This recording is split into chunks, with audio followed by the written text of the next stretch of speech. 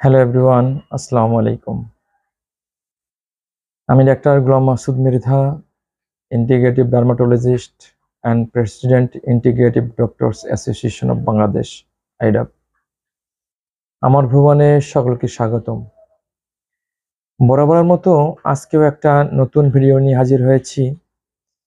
আজকের ভিডিওর বিষয় হচ্ছে কোষীয়কর।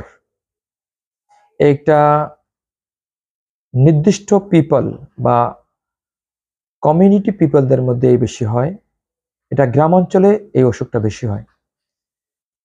কোষীয়কর রোগীদের এটা আমরা অপুষ্টিজনিত রোগ বলতে পারি। এটি সাধারণত 2 বছরের পরে থেকে 15 বছর পর্যন্ত এই বয়সের মধ্যে এই কোষীয়কর রোগটা হয়ে থাকে। তো এই রোগের গ্রাম অঞ্চলে এই রোগের দুর্ভোগটা খুব বেশি থাকে। এখন আসি এই রোগের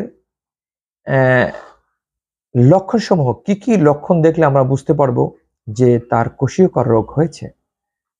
প্রিয় দর্শক শ্রোতা, আমাদের গ্রামে আপনারা অনেকেই দেখবেন প্রথম যে কারণটা সেটা হচ্ছে দেখবেন যে বাচ্চারা যা 2-3 বছর বা 5 বছর বাচ্চারা দেখতে নাক মুখটা ফোলা ফোলা এবং চন্দ্রের মতো গোলাকৃতি।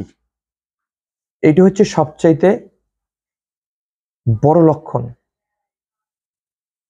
এদের চাহনিটা একটু বুদ্ধিশূন্য। এদের মাসের মধ্যে অর্ধেক সময়টাই প্রায় 15 দিনে তাদের ডায়রিয়া লেগেই থাকে। তাদের প্রায় শ্বাসকষ্ট লেগে থাকে। তাদের চুলগুলো সেটা বিবর্ণ হয়ে যায়। যেমন আমাদের চুল কালো, তাদের চুলগুলো হয়ে যায় ধূসর।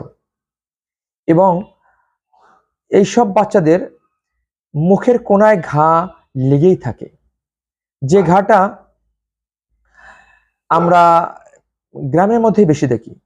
এরপর হচ্ছে রক্ত স্বল্পতা। তাদের চোখের আইরিশ দেখলে দেখা যাবে আইরিশটা ফ্যাকাশে হয়ে আছে, মানে তাদের প্রচুর রক্ত স্বল্পতা থাকে। তাদের চোখের যে চাহনিটা হচ্ছে ফ্যাল দৃষ্টিতে তারা তাকায়, নির্বুদ্ধির মতো তাকায়। এবং এইসব রোগীদের চামড়াটা কোঁচকায় যায়, চামড়া নির্জীব হয়ে যায়, পানি শূন্য হয়ে যায় মোটামুটি। এবং এইসব রোগীরা কিন্তু খাবার প্রচুর অনীহা থাকে।